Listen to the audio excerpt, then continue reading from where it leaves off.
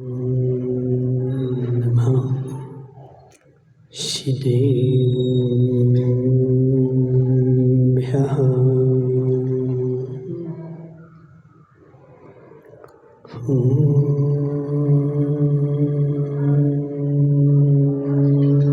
नमः सिद्धेभ्यः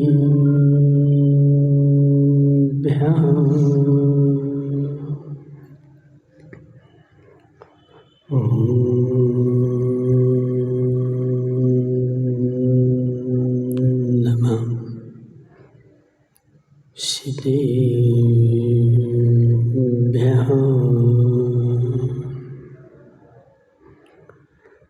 नमः श्रीवर्धमानाय निर्धूतकैलासमने सालोकानां त्रिलोकानां यद्विद्यादर्पिणायते नमो रिहन्ताणं नमो सिद्धाणं नमो आयर्याणं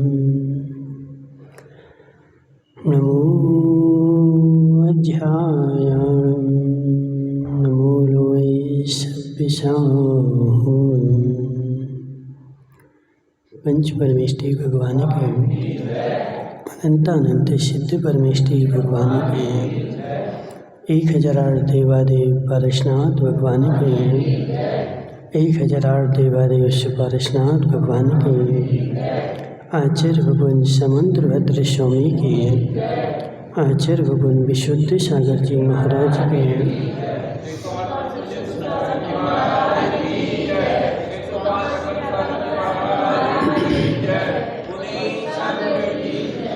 मनुष्य तीर्थंकर भगवान की दिव्य देशना हो, शालवाद वाणिज्य बंद हो। यहाँ पर आचार्य भगवान समझा रहे हैं कि हे जीव, किसी मनुष्य ने भोजन अधिक कर लिया और भोजन अधिक करने के कारण उसके पेट में अजीर्ण हो गया। पहले जितना खाया था वह पेट में है और उसको अजीर्ण हो गया। अजीर्ण होने के कारण जम्बू भाई, अब वह व्यक्ति जितना भी भोजन करता है वह उसका भोजन पचता नहीं है और पचने के कारण उसको भूख भी बंद हो जाती और भूख बंद होती है और उसका शरीर भी क्रश होने लगता है। भोजराज भाई समझो हमारी बात, इसलिए कभी भी लोभ में आकर के ज़्यादा नहीं खाना। ज़्यादा खाओगे तो अजीर्ण हो जाएगा और अजीर्ण होने के कारण तुम्हारे पेट की तासीर जो है बदल जाएगी और बदलने के कारण तुम्हारा पेट गड़बड़ हो जाएगा। इसलिए ओम प्रकाश जी, किसी व्यक्ति को अजीर्ण हो गया, अब क्या अवस्था है? किसी व्यक्ति को अजीर्ण हो गया, अब वह जितना भी भोजन करेगा वह उसका सारा भोजन नुकसानदायक ही है। क्यों? क्योंकि अजीर्ण और बढ़ता जाएगा। पेट की आंतों में मल चिपक गया और वह चिपका हुआ मल पाचन शक्ति को प्रभावित कर रहा है, पाचन शक्ति को नहीं होने दे रहा है और जितना नया नया भोजन करता है पुराना तो वही चिपका हुआ है, निकलता नहीं है और नया नया जितना करता है वह निकलता जाता है। अब ऐसा व्यक्ति कितना भी भोजन करे नीलेश भाई, मोटा होगा कि नहीं? है क्यों नहीं होगा? क्यों नहीं होगा? महाराज, खा तो खूब रहा है, भोजन तो खूब कर रहा है, लेकिन जैसे भोजन करता है वैसा निकल जाता है, पेट में रहता ही नहीं है। क्यों? क्योंकि पेट में पहले से भरा हुआ है, और जब पहले का भोजन निकले और दूसरा भोजन भरे और उसका रस बने, और रस बने तो उसके लिए वह कार्यकारी हो, लेकिन जब तक वह चिपका हुआ है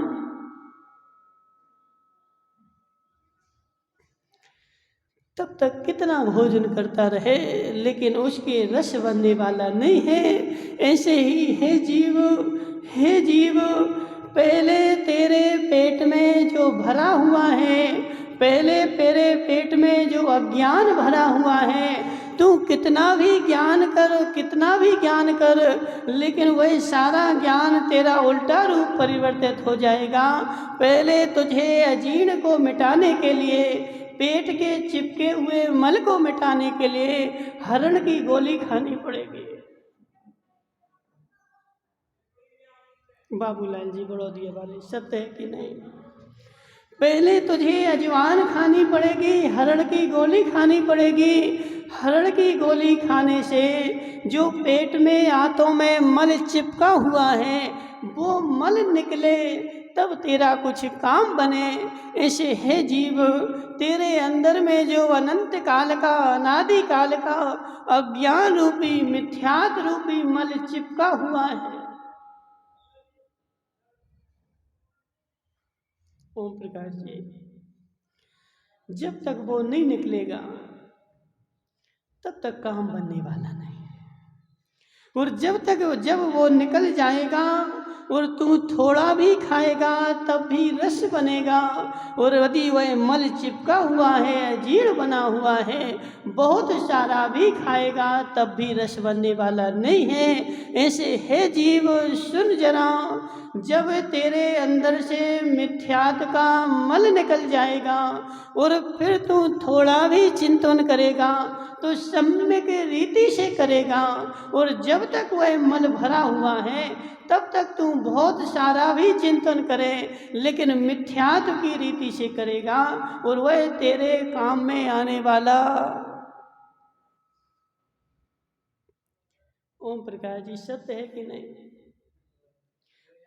वह तेरे काम में आने वाला नहीं है, वह तेरा प्रयोजन सिद्ध करने वाला नहीं है। प्रयोजन सिद्ध, अभी बहुत सारे लोग हमने ऐसे देखे जो बेचारे हैं तो 30-35 किलो के, लेकिन जब भोजन करने बैठते हैं, ऐसा होता कि नहीं राजेश की अम्मा? है बेचारा आदमी दुबला पतला 30-35 किलो का, लेकिन भोजन करने जब बैठता है तो 4 आदमी का भोजन कर जाता, और एक आदमी 100 किलो का, और जब भोजन करने बैठता है तो मात्र 4 रोटी खा के। क्यों? क्यों?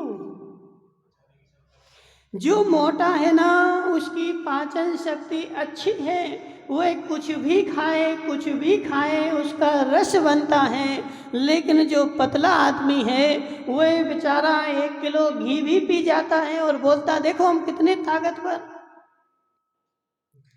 1 किलो घी पी लिया और बोले हम पचा गए।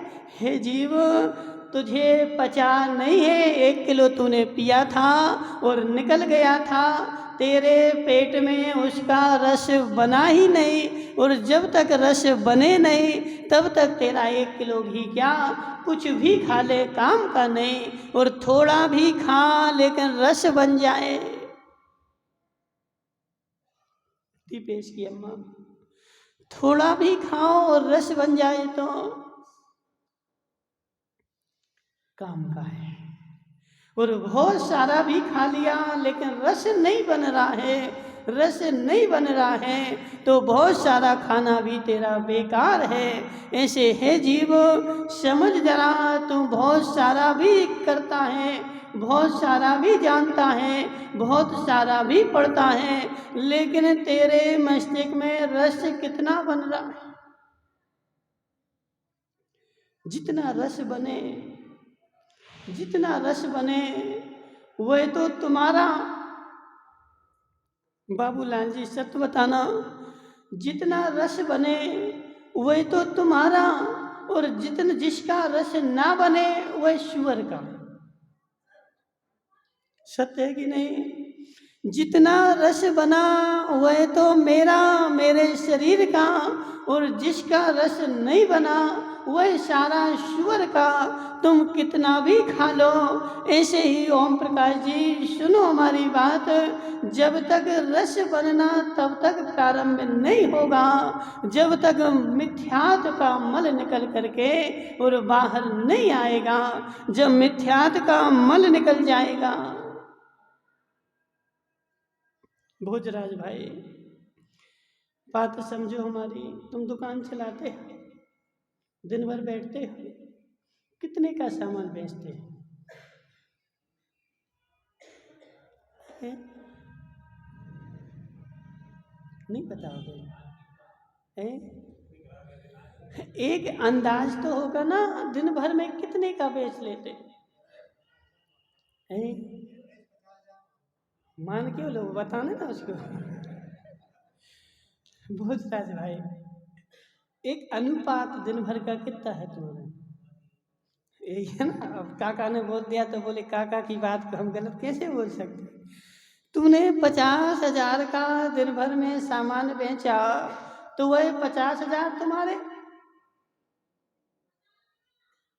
हैं? पूरे 50,000 तुम्हारे। महाराज महाराज वो 50,000 हमारे नहीं, उसमें से अभी हमें सामने वाले को देना है, दे करके जो बचे वह हमारा। ऐसे है जीव, बहुत सारा तूने खाया लेकिन बहुत सारा जो खाया वह तुम्हारा नहीं। पेट में जो रस बन करके तेरे पास बचे वह तेरा।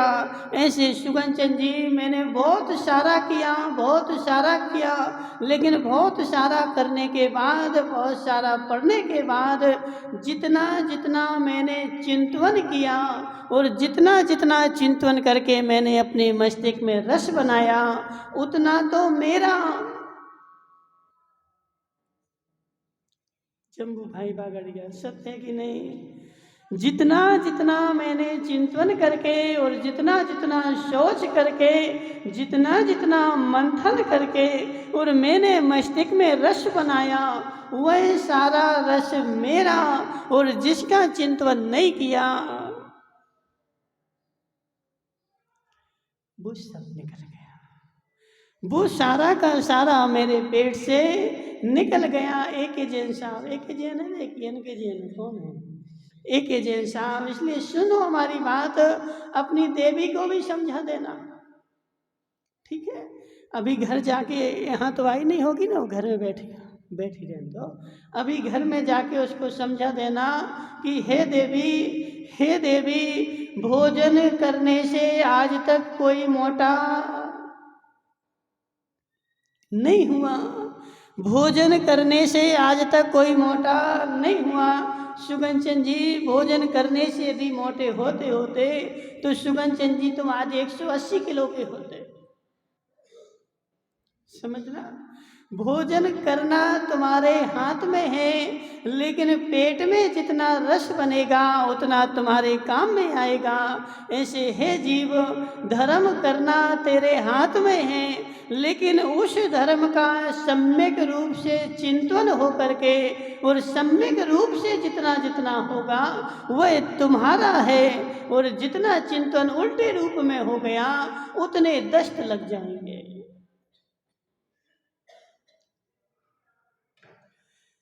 जम्बू भागड़िया देखे तुमने दस्त कि नहीं देखे?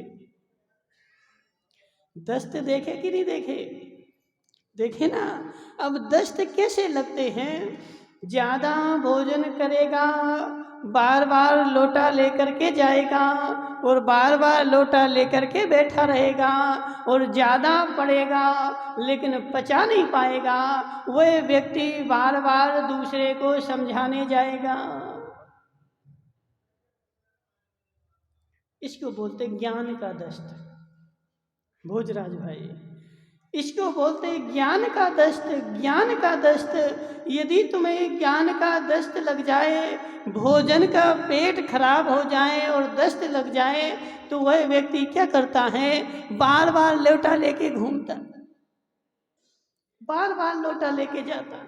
और जिसने ज्यादा पढ़ लिया, ज्यादा धर्म कर लिया और ज्यादा धर्म करने के बाद उसको धर्म का दस्त लग गया, वह सारे संसार को सुधारने जाएगा,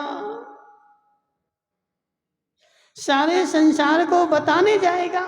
नहीं भी तुम पूछोगे तब भी तुम्हें बताएगा कि तुम ऐसा ऐसा करो, तुम ऐसा ऐसा करो। इसको बोलते हैं ज्ञान का दस्त, धर्म का दस्त। और उस व्यक्ति को दूसरे का काम बिल्कुल भी सुहाएगा नहीं। अजीब हो गया महावीर भाई, पचा नहीं पाया, अजीर्ण हो गया। अजीर्ण होने के कारण वो बार बार निकल रहा है। और जब तक तू हाजमे की गोली नहीं खाएगा तब तक वह तेरा पचेगा नहीं, और जब तक पचेगा नहीं तब तक तेरा काम बनेगा नहीं। इसलिए हे ओम प्रकाश जी, हे ओम प्रकाश जी, पहले पहले सबसे पहले आयुर्वेद में कोई है, यहाँ डॉक्टर है? कोई भी नहीं। बनेगा बताओ? नीलेश भाई तुम्हें डॉक्टर बना दे? नीलेश भाई, आयुर्वेद में सबसे पहली औषधि है, सबसे पहली दवाई है। आयुर्वेदिक डॉक्टर के पास जाओगे, हाथ देखेगा, सबसे पहले वह पेट साफ करने की दवाई देगा। पहले पेट साफ हो, और जब पेट साफ होगा तब मैं तुम्हें दूसरी दवाई दूंगा और तब तुम्हारा काम बनेगा। जब तक पेट साफ नहीं हो रहा है तब तक हमारा काम बनने वाला नहीं है। ऐसे है जीव, जब तक तेरे अनादि का जो तेरे पेट में भरा हुआ है, मस्तिष्क में भरा हुआ है, जब तक वह साफ ना हो तब तक तेरा काम बनने वाला। जितना भी खाएगा वह उसी रूप में परिवर्तित होता जाएगा, जितना भी खाएगा। और जब तक वह पेट साफ नहीं होगा तब तक ऐसे सुनो, क्या नाम तुम्हारा, जम्बू भाई बागड़िया, तुम जितना भी पढ़ोगे, जितना भी पढ़ोगे और जितना पढ़ोगे तुम्हारे मस्तिष्क में। महावीर भाई, तुमने कभी दही जमाया? दही जमाया दही है? तो दही कैसे जमाया था? अच्छा, और थोड़ा सा दही नहीं भी डालो, उसी बर्तन में दूध डालते जा। एक जिस बर्तन में दही जमा था, माताओं समझना, और उसी बर्तन में दूध डालते जाओ, क्या होगा? है? खराब हो जाएगा कि जम जाएगा? उसी बर्तन में जितना भी दूध डालते जाओगे तुम्हारी चाय बनने वाली नहीं है, सारे दूध का दही बनता जाएगा। ऐसे है जीव, जितनी तेरे मानसिकता में मिथ्यात्व का दही पड़ा होगा, उसमें तू जो भी डालेगा सब दही रूप परिवर्तित हो जाएगा, उसका तेरी चाय बनने वाली नहीं है। इसलिए सबसे पहला रिंकू भाई, सबसे पहली दवाई आयुर्वेद में है, पेट साफ होना चाहिए। पेट सफा, बोलो ना रिंकू भाई, नहीं बोलोगे? पेट सफा है, पेट सफा तो रोग दफा, और पेट साफ नहीं है तो सारी बीमारी तुझे ही घेरेगी। पेट से बीमारी प्रारंभ होती है और सारे शरीर में फैल जाती है। ऐसे धर्म की बीमारी तेरे मस्तिष्क से प्रारंभ होती है और भव भव में फैल जाती है, भव भव में तुझे ले जाती है। इसलिए हे जीव समझ जरा, पहले चिंतन कर, चिंतन कर। अब वो कल ऋषभ जी मार साहब बोल रहे थे, बोले महाराज बता दे। सुनो तो, बोले महाराज, बोले तुम सबसे बोल रहे कि तेल लगाओगे तो धूल चिपकेगी, और तुम तो इतना सारा तेल लगा रहे हो। तुमने तो इतना सारा तेल लगाया, तुम्हें धूल नहीं चिपकेगी। हे जीव, हे जीव, वह तो वैसी बात हो गई। कैसी? भोजराज भाई आया, बोले महाराज मुझे दीक्षा लेनी है, क्या करें? तो महाराज ने बोला जाओ पहले पतली करके आओ। भोजराज गया, बेचारे ने 2-3 दिन के उपास कर लिए और फिर आ गया, बोले महाराज हमें दीक्षा दे दो। महाराज ने बोला जाओ पतली करके आओ। 8 दिन के उपास फिर करके आ गया, बोले महाराज अब दीक्षा दे दो। बोले पतली करके आओ। बेचारे ने महीना भर के उपास कर लिए, अब उसकी हड्डी हड्डी दिखने लगी। अब फिर गया महाराज के पास और बोला महाराज मुझे दीक्षा दे दो। महाराज ने फिर बोला पतली करके आओ। अब तो बेचारे का क्रोध बढ़ गया, बोले महाराज तुम तो हलवा पूड़ी खा रहे हो, तुम तो रोज हलवा पूड़ी रबड़ी खा रहे और हमसे बोल रहे कि तुम पतली करके आओ, हड्डी हड्डी तो निकल गई। महाराज ने बोला कि हे जीव कमर पतली नहीं करनी थी, जो तेरा अहंकार है ना इसको पतला करना। भोजराज भाई समझो बात को। और जिंदगी भर बेचारा भोजराज वो शरीर को पतले करने में लगा रहा और ये छोड़ दिया वो छोड़ दिया, लेकिन जिसको पतला करना था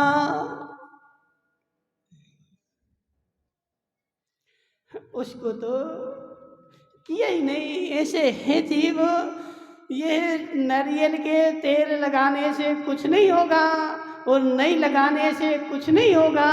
ये राग रूपी तेल जो तू प्रति क्षण लगा रहा है, इस राग रूपी तेल को लगाना कम करना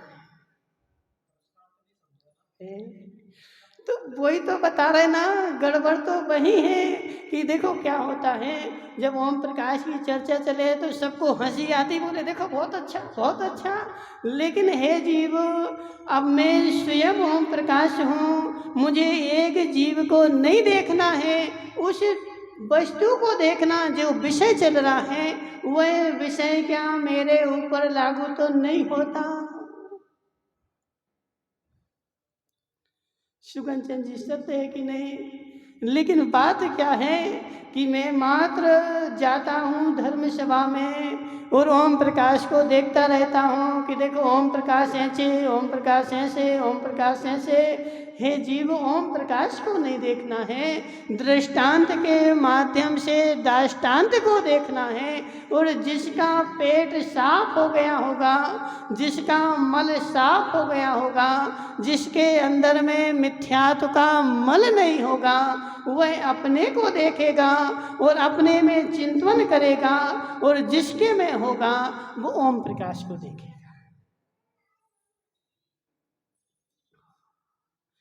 हे जीव, हे जीव, हे सुगंचन जी, हे सुगंचन जी, तुम कितने प्रवचन सुन लो, कितने शास्त्र पढ़ लो, लेकिन जब तक पाचन शक्ति नहीं बढ़ेगी, जब तक क्षयोपशम शक्ति नहीं बढ़ेगी, तब तक तुम मंथन नहीं कर पाओगे। और जब तक मंथन नहीं होगा तब तक पाचन शक्ति नहीं बढ़ेगी और मेरी बुद्धि नहीं बढ़ेगी। और जिस क्षण मंथन होगा, देखो तो जरा द्रोणाचार्य ने अर्जुन को बुलाया, दुर्योधन को बुलाया, युधिष्ठिर को बुलाया, सारे पांडवों को बुलाया, युधिष्ठिर को बुलाया और एक भर के लड्डू टोकनी की दुर्योधन को दे दी कि हे जीव ले जा जाए और तुझे इस गांव में जो भी अच्छा आदमी मिले उसको खिला देना। दुर्योधन गया, सारे गांव में घूम घाम करके वापस आ गया। बोले गुरुजी गुरुजी, बोले क्या हुआ? बोले मुझे तो कोई अच्छा आदमी मिला ही नहीं, मुझे अच्छा आदमी मिला ही नहीं। और जैसे ही वह टोकनी युधिष्ठिर को दी और युधिष्ठिर लेकर के गए और बाहर में एक कुत्ता बैठा था, उसके दांत चमक रहे थे। युधिष्ठिर ने सारे लड्डू की टोकनी उसको खिला दी और 1 मिनट में लौट के आ गए। बोले गुरुजी और लड्डू दो। बोले इतनी जल्दी किसको खिला दिए? बोले बाहर एक कुत्ता बैठा था, उसमें क्या अच्छाई थी तो उसके दांत अच्छे चमक रहे थे।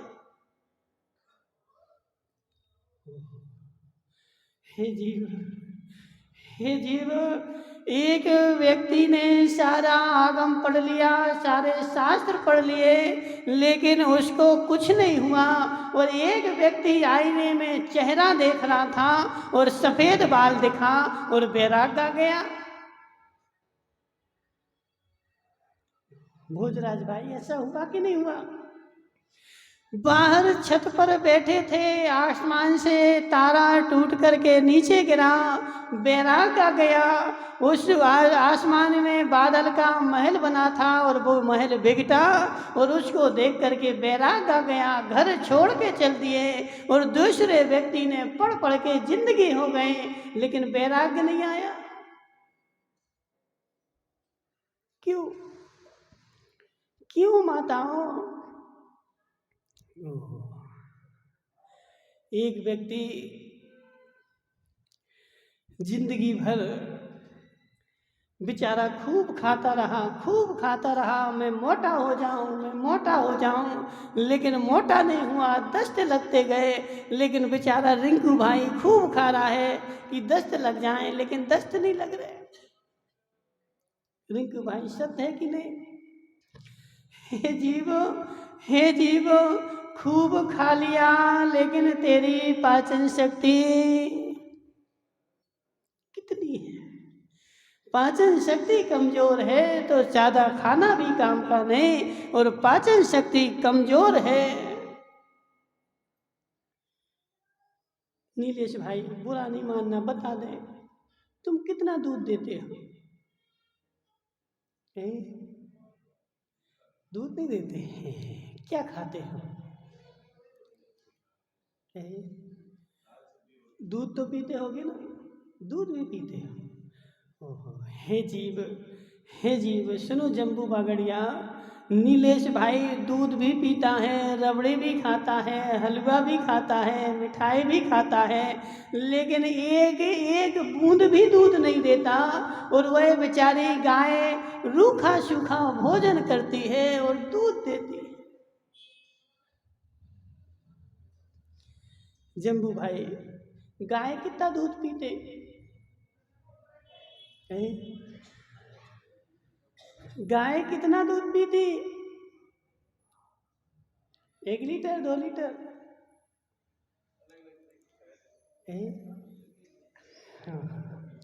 कैसी साइज की हो, लेकिन गाय दूध नहीं पीती, फिर भी गाय दूध देती है। लेकिन मनुष्य दूध पीता है फिर भी दूध नहीं देता है।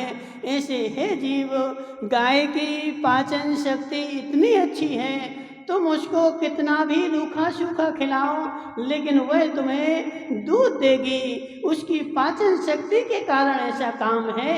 ऐसे है जीव, जिसके मस्तिष्क की पाचन शक्ति अच्छी है, जिसके मस्तिष्क के सोचने विचारने की शक्ति है, वह जीव कहीं भी रहे, कहीं भी जाए, लेकिन तत्व का चिंतन करेगा।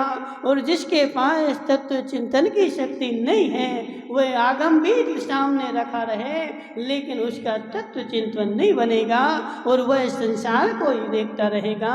इसलिए हे जीव, ओम प्रकाश जी सत्य बताना, इस संसार में जितनी भी वस्तुएं हैं वह 6 द्रव्य में हैं कि 6 द्रव्य से बाहर हैं? 6 द्रव्य में है ना। तो संसार की कौन सी वस्तु को देखना, कौन सी वस्तु को जानना स्वाध्याय नहीं है?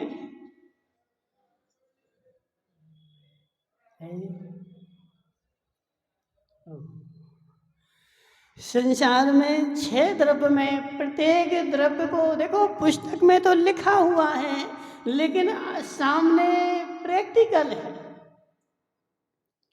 पुस्तक में लिखा हुआ है और सामने प्रैक्टिकल है। उस पुद्गल द्रव्य को देखना भी स्वाध्याय है और वह स्वाध्याय और अस्वाध्याय तुम्हारे मस्तिष्क के ऊपर निर्भर करता है,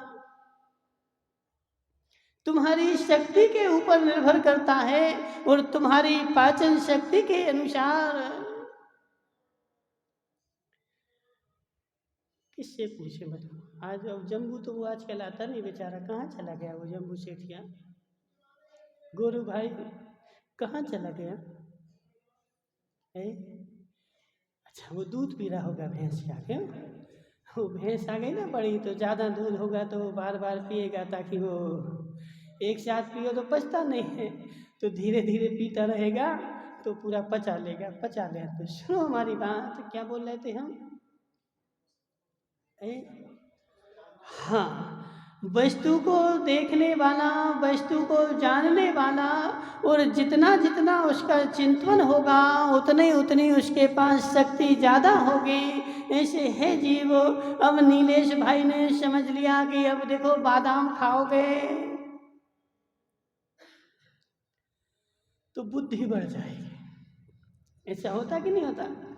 बादाम खाओगे तो बादाम खाने से क्या होगा? बुद्धि बढ़ जाएगी। लेकिन किसकी?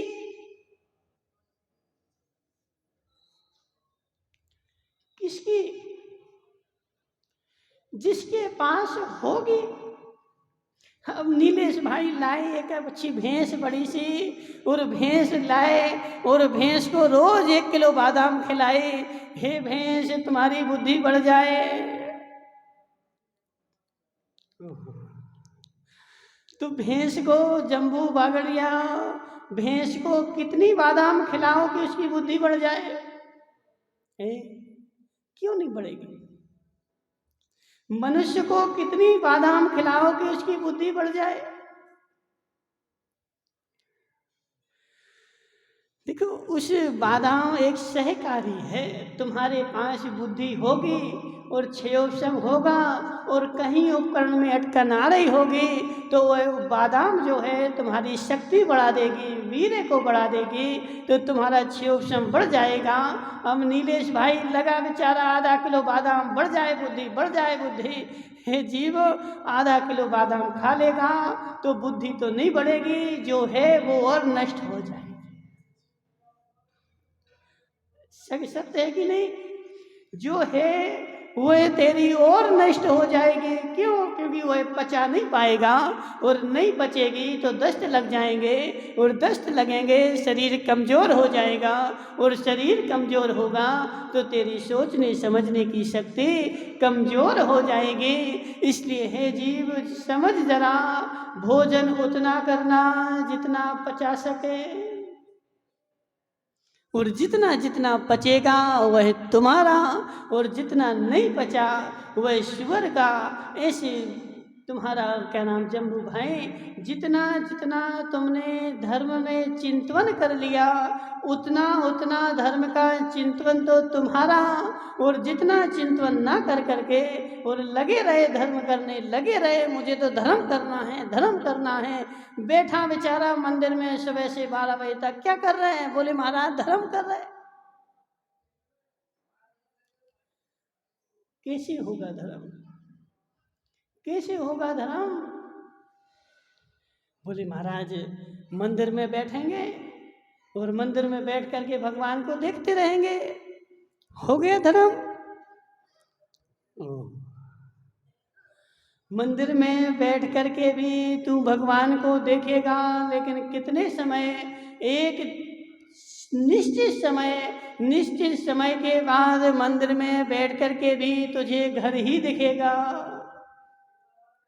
दुकान ही दिखेगी। और जैसे ही भगवान दिखना बंद होंगे तेरा धर्म भी अभाव हो जाएगा।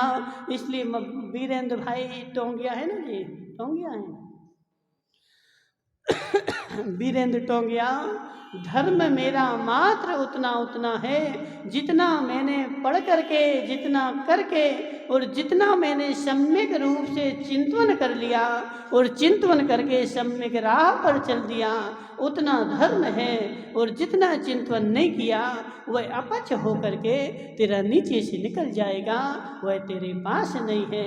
इसलिए हे जीव, धर्म करने के लिए, भोजन खाने के लिए पाचन शक्ति बढ़ा और धर्म करने के लिए ज्ञान के क्षयोपशम की शक्ति बढ़ा। जितना तेरे पास क्षयोपशम होगा उतना तू चिंतन करेगा, और चिंतन नहीं हो पाएगा तो फिर गड़बड़ हो जाएगी। ओम प्रकाश जी, सत्य है कि नहीं? देखो, चिंतन जितना होगा उतना तू राह पर आगे बढ़ेगा और उस रूप से आगे बढ़ेगा। और यदि चिंतन नहीं हुआ तो वह गड़बड़ हो जाएगी और तुझे अहंकार हो जाएगा कि मैं इतना बड़ा धर्मात्मा, मैं इतना सारा धर्म करता हूँ, लेकिन वह तेरा सारा धर्म नहीं है, वह सब का सब अधर्म है। इसलिए हे माताओं, हे माताओं, जो जो तुम करते हो उसका एक बार चिंतन कर। क्या मेरा धर्म वास्तव में धर्म है? क्या मेरी क्रिया वास्तव में धर्म है, या मेरे धर्म में भी मान कसाए बैठी हुई? जो देखो, मान कसाए है ना, इसी को बोला जाता है धर्म का अजीर्ण। जो मान कसाए है ना, इसको बोला जाता है, दीपेश की अम्मा, धर्म का अजीर्ण हो गया। और देखो, धर्मात्मा को जितना मान होता है इतना अधर्मात्मा को नहीं हो सकता। ओम प्रकाश जी, गड़बड़ हो तो बता देना। हाँ, धर्मात्मा को जितना मान हो सकता है इतना अधर्मात्मा को नहीं हो सकता है। क्यों? क्योंकि अधर्मात्मा के मस्तिष्क में बैठा हुआ है मैं धर्म नहीं करता हूँ, लेकिन धर्मात्मा के मस्तिष्क में बैठा हुआ होता है कि मैं सबसे बड़ा धर्मात्मा हूँ, और वहाँ जाकर के उसका मान ज़्यादा बढ़ जाता है। और जितना ज़्यादा मान बढ़ेगा उतना उतना ज़्यादा अधर्म होगा, और जितना जितना तू चिंतन करेगा उतना उतना तेरा मान कम होता जाएगा, और जितना मान कम होगा उतना तेरे पास धर्म आता जाएगा। इसलिए हे गोरू भाई, हे गोरू भाई, अपनी पाचन शक्ति बढ़ा। भोजन को, नीलेश भाई, भोजन को दोष मत दे कि मैंने देखो बाहर का सारा त्याग कर दिया, मेरी देवी सूखा बना के खिलाती है और शरीर में मेरे कमजोरी आ गई। हे जीव, सुन जरा, बाहर का कितना खा ले लेकिन तेरी पाचन शक्ति, सुन तो हमारी बात। भैंस कितने रसगुल्ले खाती है? जम्बू भाई बागड़िया, भैंस कितने रसगुल्ले खाती है? हाँ,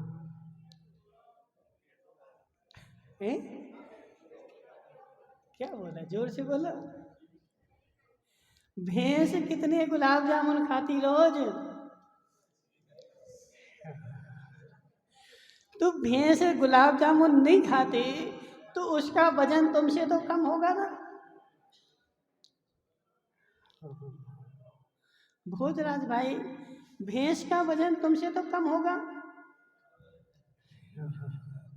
वह भैंस एक भी गुलाब जामुन नहीं खाती, फिर भी 2 कुंटल से कम की नहीं होती है। वह मात्र चारा खाती है, भूसा खाती है, और चारा भूसा खा करके भी उसकी पाचन शक्ति इतनी मजबूत है कि वह उसमें से भी रस निकाल लेती है। और जिसकी पाचन शक्ति मनुष्य की बेचारे की कमज़ोर है, रोज़ 1 किलो घी पीता है लेकिन वजन 30 किलो है। इसलिए हे जीव, संसार में सर्वत्र आगम है, सर्वत्र आगम है। 6 द्रव्य ही आगम है, 6 द्रव्य का विवेचन ही आगम है। ग्रंथ खोल करके पढ़ेगा तब भी 6 द्रव्य की बात आएगी, और संसार में जा कर के देखेगा तब भी तुझे 6 द्रव्य ही दिखेंगे। 6 द्रव्य से अलावा कुछ भी नहीं है। तुझे अपनी पाचन शक्ति बढ़ानी पड़ेगी, तेरी पाचन शक्ति बढ़ जाएगी। संसार में सर्वत्र तुझे आगम दिखेगा, और पाचन शक्ति नहीं बढ़ी तो किताब खोल करके भी बैठेगा तब भी तुझे आगम नहीं आएगी। इसलिए हे जीव, अपनी पाचन शक्ति बढ़ा, और सबसे पहले अजीर्ण को घटा करके पेट साफ कर दे। और पेट साफ होगा तब पाचन शक्ति बढ़ेगी, और पाचन शक्ति बढ़ेगी तो मैं बलवान होऊंगा, और जब बलवान होऊंगा तो मैं महाबली बन जाऊंगा। ऐसे आगम में तेरा क्षयोपशम बढ़ेगा, चिंतन बढ़ेगा, चिंतन बढ़ेगा तो तेरा धर्म भी बढ़ेगा। बोले शांतिनाथ भगवान की।